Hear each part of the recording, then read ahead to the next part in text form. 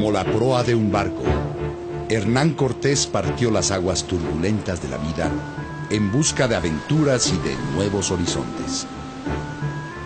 El destino lo colocó en la frontera de la mitología y de la historia. Él nunca supo que sería una leyenda. Cortés solo quería fortuna y poder. Fue un hombre polémico, valiente y miserable, cruel y bondadoso, noble y traidor. Como principal protagonista de la conquista de México, fue un gran estratega, un lúcido político y un hábil negociador. Su forma de vida fue la desconfianza. Con ella hizo amigos y enemigos. Repartió riqueza, mujeres y gloria. Además de la espada para conquistar a los hombres, Cortés llevaba la cruz para conquistar sus almas. Sus barcos fueron percibidos como grandes casas flotantes. El jinete con su caballo como un solo ser indivisible. Y Cortés fue confundido con un dios. Destruyó un imperio, pero sembró la semilla de una nueva nación.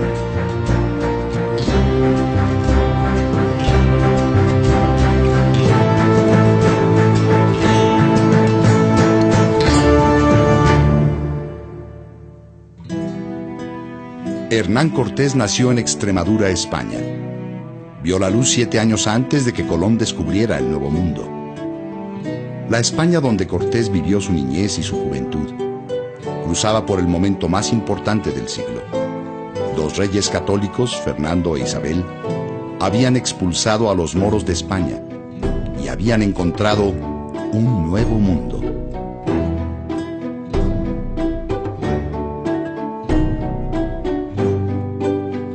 Sorprendidos porque la tierra era redonda, los europeos habían poblado con su imaginación el Nuevo Mundo, que invadieron de monstruos y seres fabulosos como las sirenas. Soñaban con encontrar la fuente de la eterna juventud o ciudades hechas de oro y esmeraldas. Para Cortés, estas fantasías formaban parte de la realidad que había que descubrir. Como la corona no tiene un ejército propio con el cual conquistar el territorio americano, les deja espacio libre a los conquistadores y una vez que han conquistado les dice: ahora tienen ustedes que legitimar el espacio conquistado a través de mi persona. Es la guerra justa. Y en esa guerra justa los conquistadores tienen que agachar la cabeza. Cortés no es el hombre del Renacimiento que se le suele, con el que se le suele pintar, se le suele caracterizar. Es un hombre medieval a caballo entre el mundo medieval y el mundo del Renacimiento. Su familia, pobre pero noble, y siendo él único varón, lo mandó muy joven a estudiar a la Universidad de Salamanca. Cuando aprendió el oficio de escribano, no sabía que iba a escribir la historia de la conquista más espectacular de su tiempo. Su conquista. Cortés, conocido en aquel entonces como Fernando, plasmó su historia y sus hazañas en las cartas de relación, enviadas a Carlos V, rey de España. Sabemos de su polémica vida por las crónicas de la época. La más conocida es La verdadera historia de la conquista de la Nueva España, de Bernal Díaz del Castillo, soldado de Cortés. La crónica más crítica fue la de Fray Bernardino de Sahagún, enérgico defensor de los indios.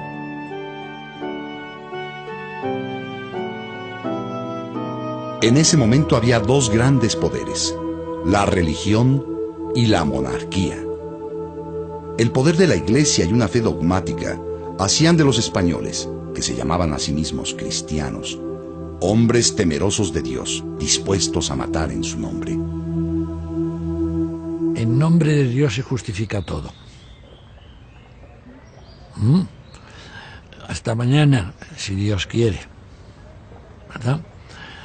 Y la Iglesia era muy fuerte entonces también, en España. Ahí está la Inquisición, ¿verdad? Cortés fue leal al rey y fiel a Dios. Su debilidad fueron las mujeres. Era un don Juan incorregible, perseguido por padres ofendidos o maridos despechados. A los 19 años de edad se embarcó en busca de riqueza y poder hacia el Nuevo Mundo, que todavía no se llamaba América. Así, sin saberlo, inició lo que sería la epopeya más grande de su tiempo.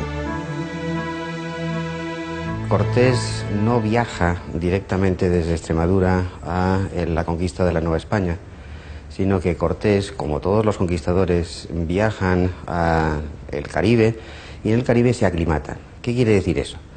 Se aclimatan en cuanto a la geografía, en cuanto a la temperatura, pero se aclimatan también en cuanto a las enfermedades. Pero no solamente se aclimatan a nivel geográfico e inmunológico, sino que se aclimatan también en cuanto a las relaciones de poder y a las relaciones con las comunidades étnicas originarias del continente americano.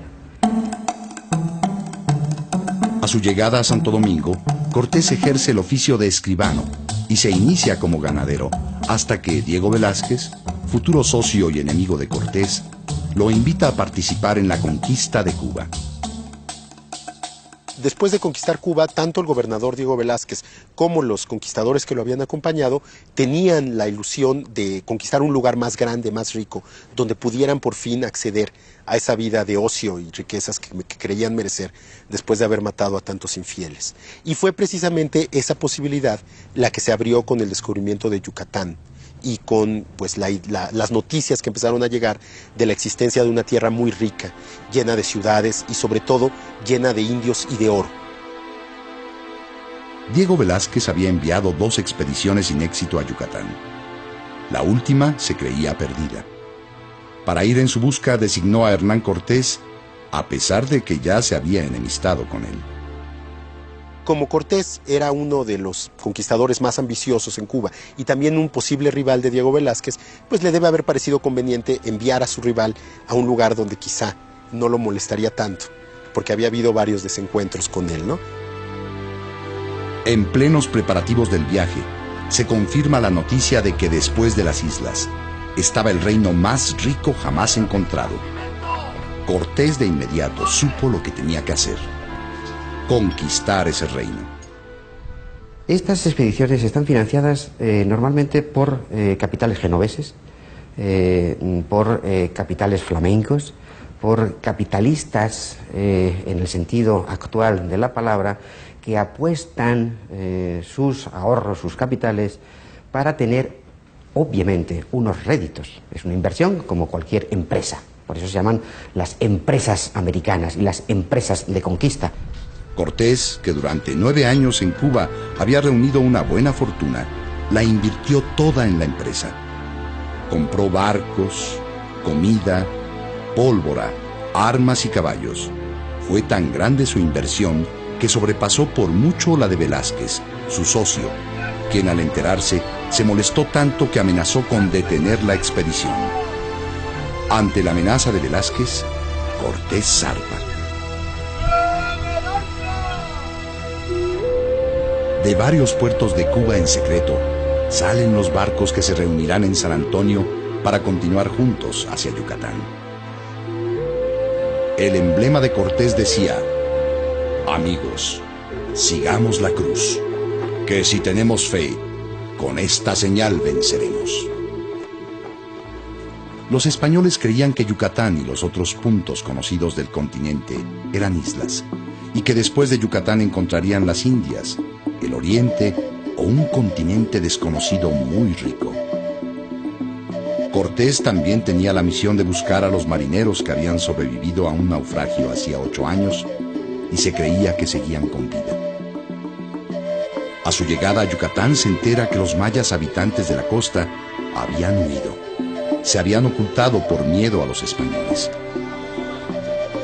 Cuando encuentra a Jerónimo de Aguilar, que había escapado de los mayas, corrobora que más allá, en las montañas, estaba el gran imperio.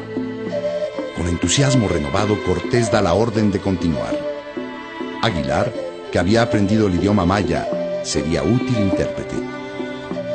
El otro náufrago sobreviviente, Gonzalo Guerrero se integró a la comunidad maya, crió una familia que dio origen a los primeros mestizos del continente y, oculto como los nativos mayas, no quiso regresar con los españoles. De Yucatán la flota se dirigió a Tabasco, en donde no fueron bien recibidos. Cortés le pidió a los mayas de Tabasco que no hicieran la guerra.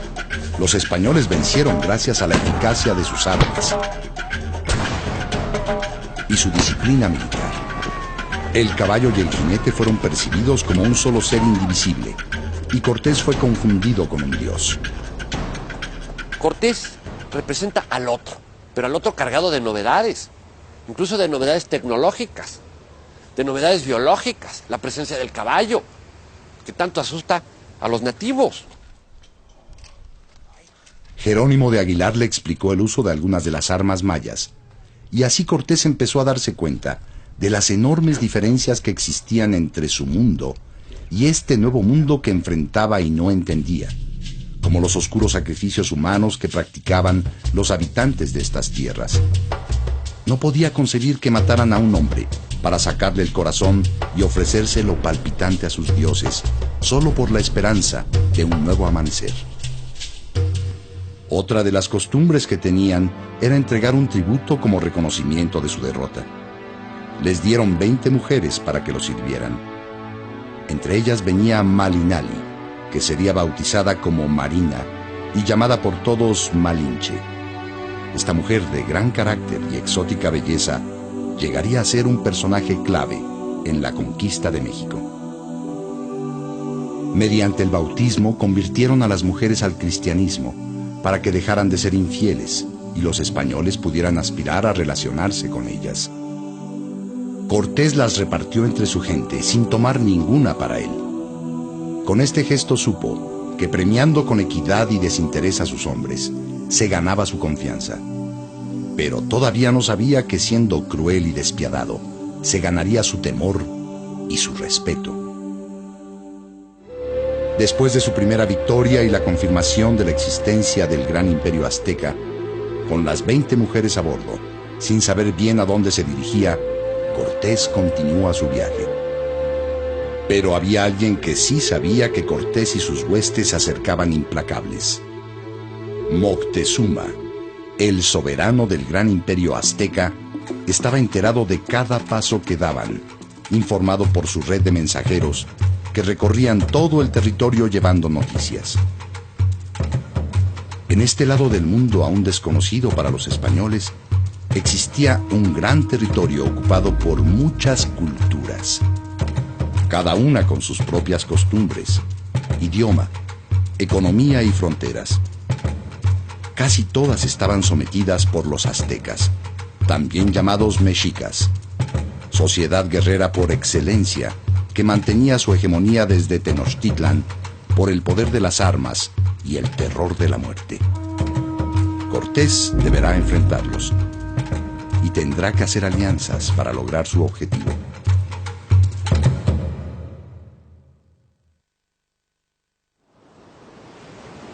¿Qué pensaría Cortés de su futuro? No era militar, no era hombre de mar, pero el destino lo había puesto ahí, surcando el mar frente a la costa de un mundo desconocido, al mando de un ejército y una flota en los que había invertido todas sus ilusiones y su fortuna. ¿Qué pensamientos cruzarían por la mente de la Malinche, sin futuro, paralizada porque viajaba en una gran casa impulsada por el viento, sorprendida por las extrañas costumbres de los invasores extranjeros y de su líder? ¿No bien habían llegado a Veracruz cuando una comitiva de Moctezuma, el soberano de los aztecas, va a su encuentro con regalos? Parecía una buena señal. Aguilar no entendía la lengua de los enviados. Estaban ante un serio dilema. ¿Cómo se entenderían con ellos?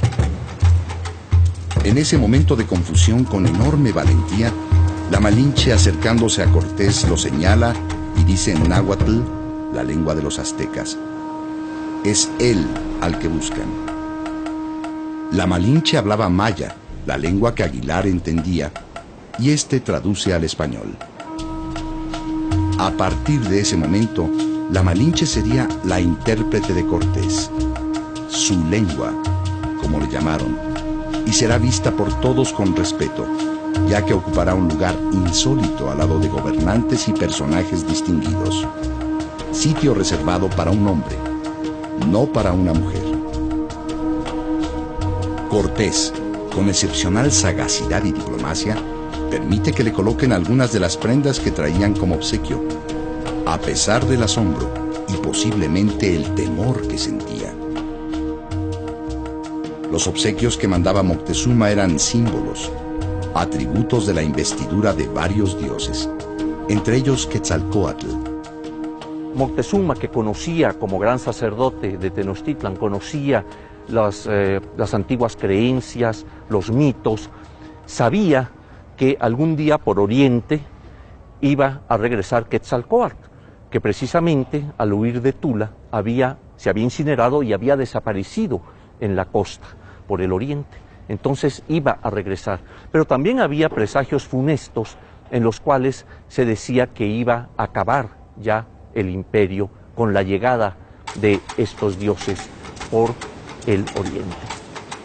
Además de los regalos, la comitiva trae un mensaje: que se vayan, que no insistan en ir a Tenochtitlan. Al llegar a tierras totonacas, Cortés se da cuenta que se le recibe bien, que no hay hostilidad por parte de los totonacas, y este cambio lo hace pensar a qué se está debiendo, cuál es la situación que prevalece en Mesoamérica para que se dé un cambio tan marcado como este. Y evidentemente Mesoamérica en ese momento estaba controlada en buena medida por los aztecas del centro de México. Los aztecas tenían el control de más de 370 pueblos que le eran tributarios, entre ellos los totonacas, no así los mayas, de allí la actitud de unos y otros. Cortés percibe esto de inmediato y lo va a capitalizar para sus fines. Hace un arreglo con los totonacas en el cual les promete que va a liberarlos del yugo de los aztecas. Los mensajeros de Moctezuma no pierden tiempo para llevar la noticia. Los extranjeros tienen aliados. Algunos de los hombres, simpatizantes de Velázquez, intentan hacer un motín para regresar a Cuba. Cortés toma una brutal decisión.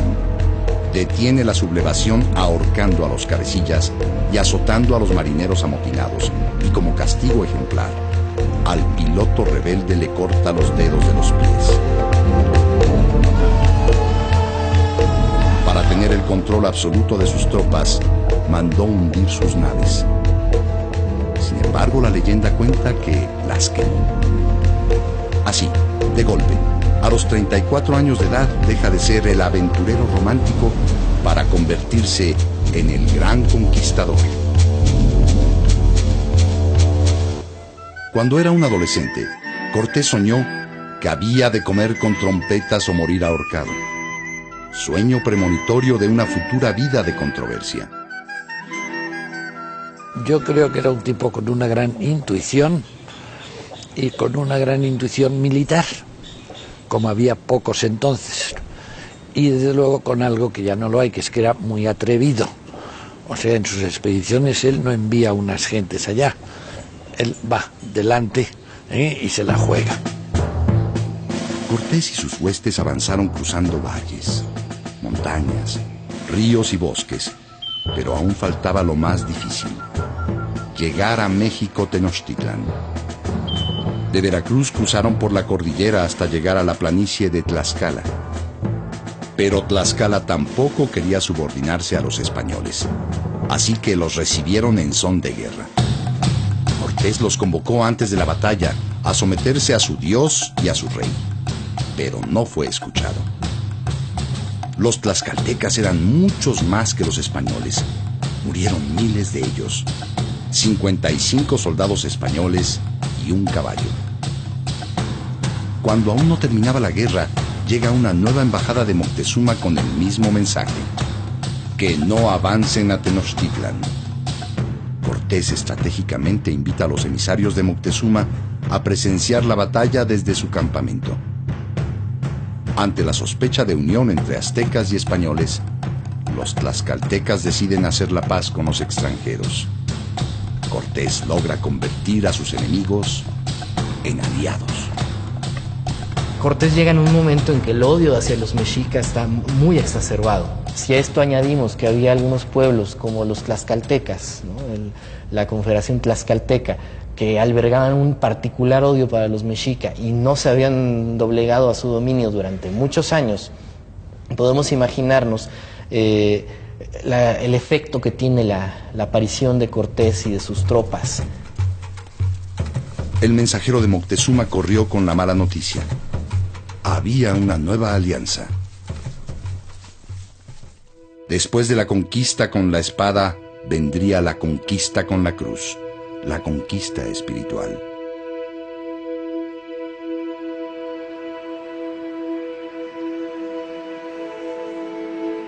Cuatro señores principales de Tlaxcala aceptaron la fe cristiana. Otros llevaron a sus hijas como presente. El mismo Xicoténcatl, soberano de Tlaxcala, le entregó su hija a Cortés diciendo: para que sean vuestras mujeres y hagáis generación. Con gran intuición, Xicoténcatl supo que el mestizaje era ineludible. La semilla que germinaría creando una nueva nación estaba ya en tierra fértil. La Iglesia ofrece algo que es básico, y es la legitimidad de la conquista de todo el continente. A cambio, Alejandro VI, como Papa, le dice a Fernando e Isabel que tiene el monopolio de la colonización del continente americano. Molesto por la estrategia defensiva de Moctezuma, que se negaba sistemáticamente a recibirlo, Cortés decide avanzar hacia Tenochtitlan. Moctezuma trata de oponerse a los españoles y a sus aliados indígenas, que en ese momento ya venían acompañando a Cortés, y eran miles de estos aliados. Pero algo pasa en Cholula. Se descubre una conspiración en contra de los españoles para aniquilarlos. Ante el peligro inminente, la Malinche le advierte a Cortés de la trampa, quien actúa de inmediato y realiza la famosa matanza de Cholula. Después de este hecho histórico, la Malinche ha sido considerada traidora, odiada y maldecida. Yo no la considero traidora porque pues no había tal cosa llamada como México entonces. Había un montón de pueblos diferentes que eran enemigos entre sí, y ni la Malinche ni los tlaxcaltecas traicionaron a nadie, porque estaban velando por sus intereses particulares en una circunstancia difícil. Ellos no tenían por qué ser leales o por qué defender a los mexicas, que eran sus enemigos. Otros embajadores de Moctezuma que llegaron con la intención de detener a Cortés fueron testigos de la masacre en Cholula. Cortés los mandó de regreso a México, diciéndoles que ya no pensaba ir en paz, que iría en son de guerra. La fama de Cortés como cruel y despiadado llegaría así a oídos de Moctezuma. Cortés se acercaba cada vez más a Tenochtitlan sin saber exactamente a dónde llegaría. Tenochtitlan, la ciudad azteca, había sido fundada en el año de 1325. Fue construida por un conocimiento que ya la azteca tenía, lacustre, de ir rellenando partes del lago, ir además aprovechando todo ese medio del lago mismo y la parte circundante de tierra firme, en donde había toda una serie de productos que le eran necesarios. Cuando los españoles llegaron a Tenochtitlan, les llamó la atención la organización de la ciudad. Era una ciudad lacustre, con canales y 4 grandes calzadas que la unían a tierra firme. Pero cuando van a visitar el mercado de Tlatelolco, se quedan admirados por la gran cantidad de lenguas que se hablaban para intercambiar o vender productos. Cuando llega por la calzada de Ixtapalapa, frente a una cosa completamente distinta a todo cuanto ha visto anteriormente, lo hace exclamar que una ciudad como esa no lo habían visto ni en Constantinopla, los soldados. Cortés, inflexible, continúa su viaje. De nada sirvieron las embajadas con regalos, los mensajes, ni los caminos bloqueados. Finalmente, Moctezuma accede a recibir a Cortés. Cuando Cortés entra a la Ciudad de México, a México Tenochtitlan, tiene una estrategia muy clara, y es lograr que los mexicas se le sometan por la paz. Hay que entender que ya en el momento en que llega a la Ciudad de México, en noviembre de 1519, ya se ha aliado con la gente de Zempoala, los totonacas de Zempoala, se ha aliado con los tlaxcaltecas, realizó la matanza de Cholula, lo cual le ha dado un gran poder entre los indígenas y sobre todo provoca mucho miedo entre los indígenas, la capacidad esta de los españoles de matar indiscriminadamente, como lo hicieron en la matanza de Cholula. Y entonces tiene mucho poder de su lado y espera que con ese poder va a poder convencer a los mexicas de rendirse o de someterse pacíficamente a los españoles. Cuando Cortés se enteró que Moctezuma lo recibiría, dio la orden a sus hombres para que entraran a punto de guerra con las banderas desplegadas y que tocaran los tambores lo más fuerte que tuvieran. Esta estrategia habla del miedo que sentía Cortés al entrar al territorio enemigo. Sin embargo, envía un doble mensaje. Iba en son de paz, pero preparado para la guerra. Moctezuma sabía lo que había pasado en Cholula, por lo que iba al encuentro con el temor de que éste se convirtiera en una batalla. El soberano azteca recibe a Cortés con un amable gesto de bienvenida que oculta también un doble mensaje. Él también estaba preparado para la guerra. Cortés y Moctezuma finalmente avanzan al encuentro de su destino.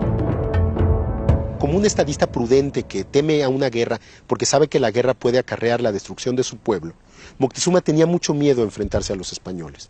No un miedo de cobarde, un miedo de un estadista que sabe sopesar los riesgos y no quiere poner en juego el destino del pueblo o de la sociedad de la que está encargado, ¿no? De un estadista responsable finalmente, y por eso mismo buscó también un entendimiento pacífico con Cortés. Cortés había encontrado el mejor de los aliados y Moctezuma una fórmula para mantener el poder, pero ninguno sospechaba que por esta alianza pagarían un precio muy alto. Cortés se sentía seguro de sus logros cuando un mensajero tlaxcalteca le trae malas noticias de Veracruz. Durante un incidente violento con los cobradores de impuestos de Moctezuma, murieron 6 españoles. Cortés aprovecha este hecho para dar un golpe de estado. Acusa de traición a Moctezuma y lo hace prisionero en su propio palacio. Así, Cortés asume todo el poder. Una vez más, Cortés tuvo la oportunidad de demostrar su poder. Exigió que le entregaran a los asesinos para quemarlos vivos. Y haciendo gala de su genio guerrero, usó las armas de los arsenales de Moctezuma para hacer la hoguera. Al estar preso Moctezuma, el pueblo quería un nuevo gobernante. Moctezuma buscó la ayuda de Cortés para mantener su liderazgo. Cortés, que ya había conseguido la victoria sin derramar sangre, decidió apoyarlo. Juntos convocaron a los cabecillas inconformes y cuando llegaron a su presencia los apresaron. La noticia corrió. Moctezuma seguía siendo el soberano azteca. Moctezuma y los caciques leales a él juraron sometimiento a la Iglesia Católica y a Carlos V. Cortés lo único que puede hacer es controlar el territorio, conquistarlo, ponerlo, entregárselo al rey, porque la conquista no la ha hecho en función de su poder.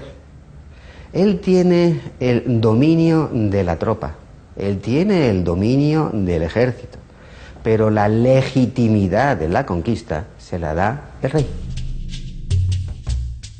Cortés creyó haber triunfado y empezó a dar órdenes. Prohibió los sacrificios humanos. En tanto, los soldados robaban todo el oro que encontraban a su paso, por lo que Cortés decretó las primeras leyes de orden social. Una de ellas prohibía estos intercambios y robos. Pero, para no ser descubiertos, los soldados fundían el oro en placas que se amoldaban a su cuerpo, para poderlo llevar a cuestas día y noche, ya que también entre ellos se robaban.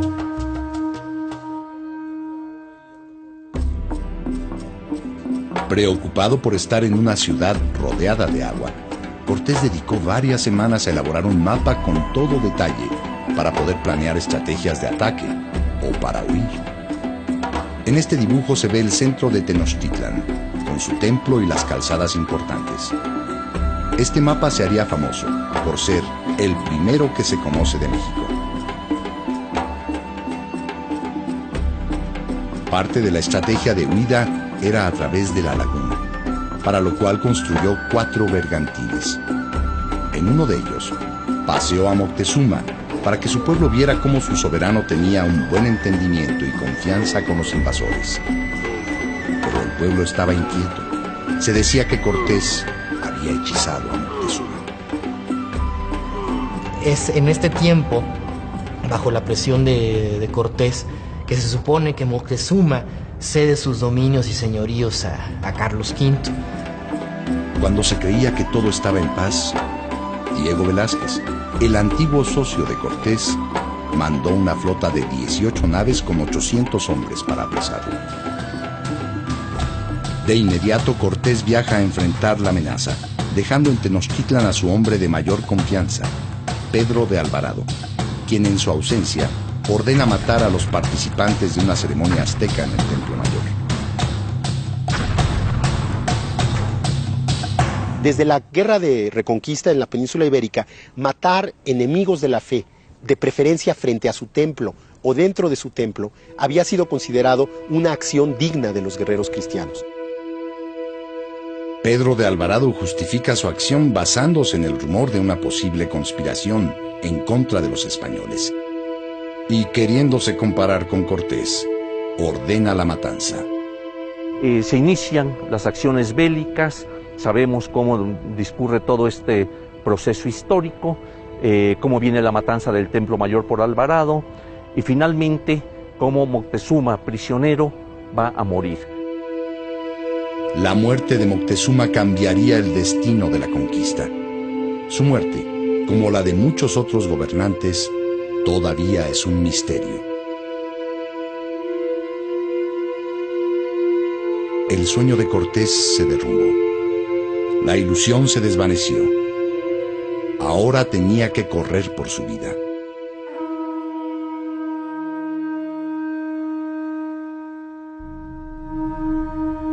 Esa misma noche, los españoles y los aliados que aún los acompañaban comenzaron el éxodo.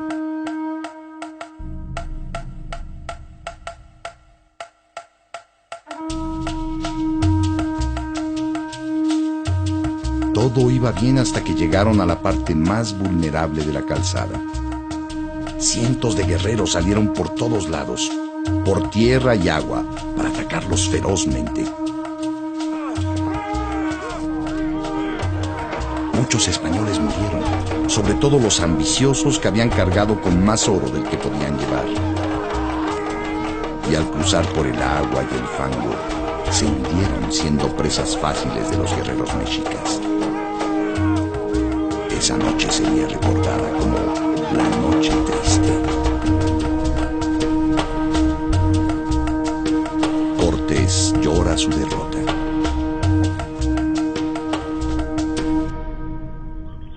Las pérdidas fueron cuantiosas. Hombres, caballos, aliados, mujeres. Hernán Cortés también sufrió varias heridas que amorosamente le curó la Malinche.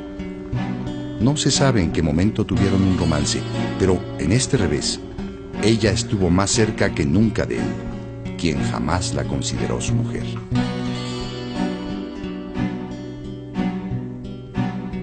De pronto, los aztecas comenzaron a morir. El conquistador no sabía que había dejado sembrada el arma más poderosa y mortífera con que contaba: la viruela. Esta enfermedad, que era ajena a Mesoamérica, causa una epidemia enorme, merma las fuerzas indígenas, pero entre ellos mata al gobernante, al Tlatoani, a Cuitláhuac. Asume entonces el trono el Tlatoani Cuauhtémoc, joven, belicoso, que va al frente de sus huestes a estar peleando contra los españoles y contra sus aliados indígenas. Cortés ya no se sentía en un lugar extraño. En la tercera carta de relación escribe por primera vez el nombre que le dio a esta tierra: la Nueva España del Mar Océano. Cortés no tenía la seguridad hasta ese momento de que sus acciones fueran enteramente aprobadas. Era un riesgo que no podía correr, y la única manera de salvar ese riesgo y de salir absuelto de cualquier acusación era completar lo que había empezado y terminar de una vez por todas con la conquista de la ciudad. Cortés contaba con los tlaxcaltecas, que le habían demostrado lealtad, y tenía hombres suficientes a pesar de las cuantiosas pérdidas. Estaba decidido. Debía intentar reconquistar la gran Tenochtitlan.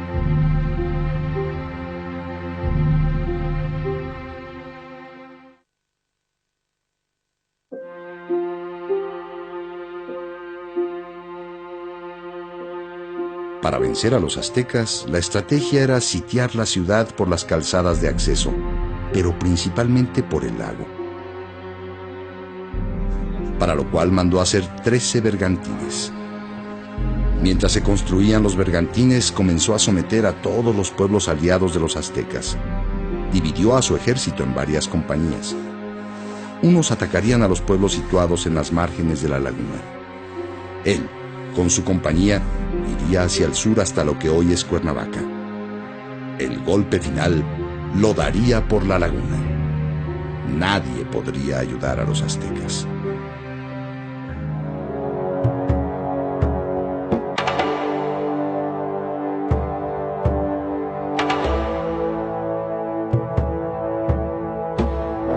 Toda comunicación fue cortada.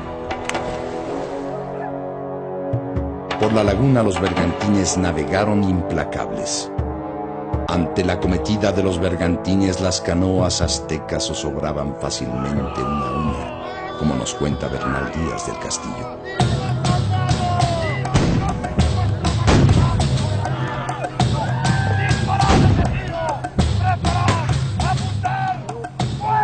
Los principales ataques realmente se van a dar por la vía terrestre.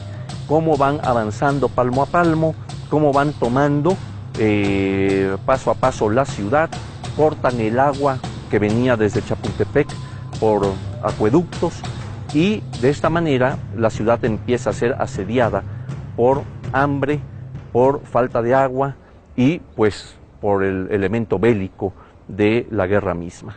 Se nos señala cómo los combates eran tremendos, inclusive Cortés estuvo en una o dos ocasiones a punto de ser capturado.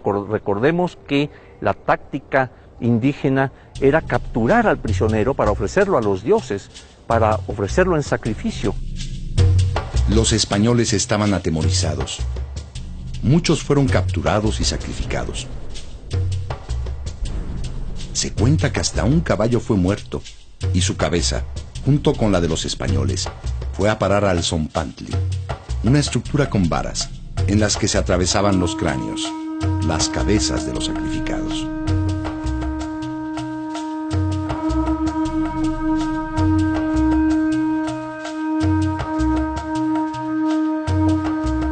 Pero fueron muchos más los aztecas que murieron hambrientos, sedientos y enfermos de viruela. Cuando los españoles finalmente sitian México, en 1521, ya el sitio final de la ciudad, un sector importante de la población mexica se da cuenta que los mexicas ya están vencidos porque habían sido vencidos en lo político y que la resistencia militar no tiene sentido, que lo que hay que hacer es encontrar un pacto, firmar la paz con los españoles para evitar una masacre innecesaria de la población civil, y lo que hace Cuauhtémoc es ejecutar a todos los que piensan eso e imponer por la fuerza la solución militar. Cuauhtémoc intentó huir para mantener el imperio desde afuera, pero fue apresado. Con esta captura se marca el fin de la guerra. Terminan los combates, la ciudad está totalmente destruida, las fuentes de agua de la ciudad han sido cegadas o son imbebibles, todo el terreno está lleno de cadáveres insepultos, mucha gente huye de la ciudad, los pocos habitantes que sobreviven al asedio lo hacen huyendo de la situación, a las poblaciones ribereñas, alimentándose con lo que encuentran. Es una situación verdaderamente trágica. Y los propios españoles no pueden vivir en ese lugar, en las condiciones en las que se encuentra. Y es por eso que, por lo menos temporalmente, el campamento y los reales de Cortés se asientan en Coyoacán. Gómara, el historiador que fue capellán de Cortés, escribió: ganó Hernán Cortés a México Tenochtitlan el martes 13 de agosto, año de 1521. El testimonio de Cortés dice: aquel día de la prisión de Cuauhtémoc y toma de la ciudad, nos fuimos al Real dando gracias a nuestro Señor por tan señalada merced y tan deseada victoria. El testimonio de Bernal Díaz del Castillo es más dramático. Llovió y relampagueó aquella tarde y hasta medianoche mucho más agua que otras veces. La visión de los aztecas quedó escrita en este poema. Y todo esto pasó con nosotros. Nosotros lo vimos, nosotros lo admiramos. Con esta lamentosa y triste suerte nos vimos angustiados. En los caminos yacen dardos rotos, los cabellos están esparcidos, destechadas están las casas, enrojecidos tienen sus muros. Gusanos pululan por calles y plazas, y en las paredes están salpicados los sesos. Rojas están las aguas, están como teñidas, y cuando las bebimos es como si bebiéramos agua de salitre.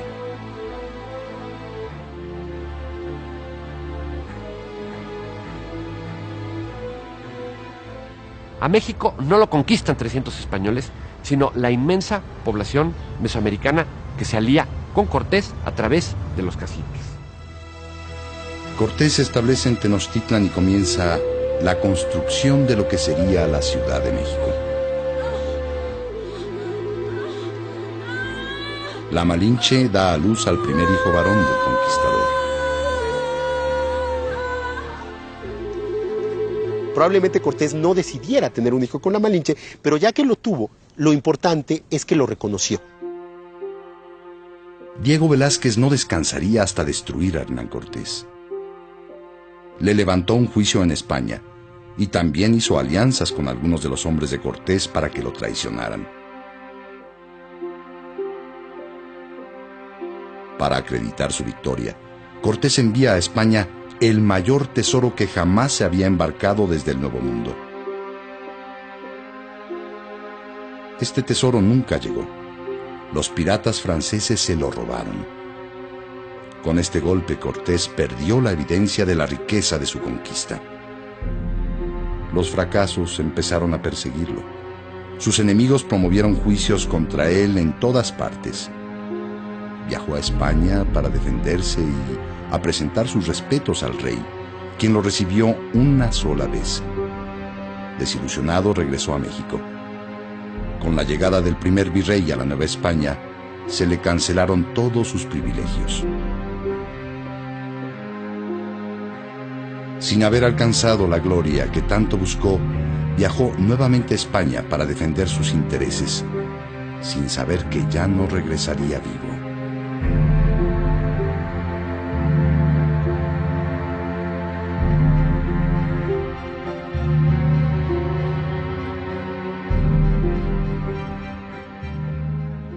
En el juicio de residencia, uno de los cargos que le aplican es precisamente el no haber querido demoler los templos antiguos.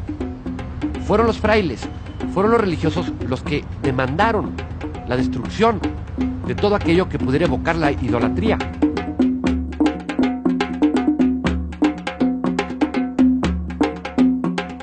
Yo creo que el verdadero valor de Hernán Cortés en la historia de México es el haber hecho las alianzas con los tlaxcaltecas, con la Malinche, con los pueblos indígenas que hizo, y el haber establecido un gobierno colonial que por más que se basara en la violencia y que por más que hubiera sido resultado de una guerra atroz, porque la conquista fue sin lugar a dudas una guerra atroz, también fue un gobierno de consensos, de alianza y de negociación.